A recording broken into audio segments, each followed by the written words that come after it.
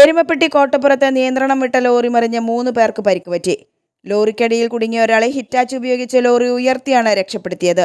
ഇന്ന് പുലർച്ചെ 3 മണിക്കാണ് അപകടമുണ്ടായത്. ലോറിയിലുണ്ടായിരുന്ന കോട്ടയം സ്വദേശികളായ കാവിൽ കിഴക്കേതിൽ 32 വയസ്സുള്ള സുജിത്ത്, കാവിൽ കിഴക്കേതിൽ 33 വയസ്സുള്ള അഖിൽ കുമാർ, കുമരൻതറയിൽ 33 വയസ്സുള്ള ടൈസൺ എന്നിവർക്കാണ് പരിക്കുപറ്റിയത്.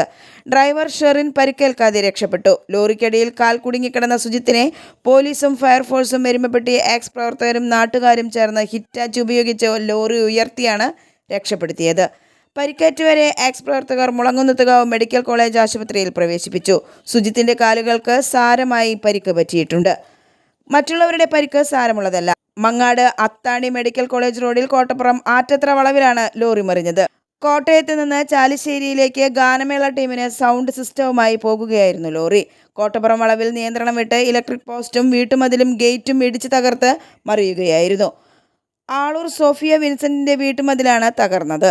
എരുമപ്പെട്ടി വടക്കാഞ്ചേരി മെഡിക്കൽ കോളേജ് സ്റ്റേഷനുകളിൽ നിന്ന് പോലീസും വടക്കാഞ്ചേരിയിൽ നിന്ന് ഫയർഫോഴ്സും KSEB ജീവനക്കാരും എത്തിയാണ് രക്ഷാപ്രവർത്തനം നടത്തിയത്.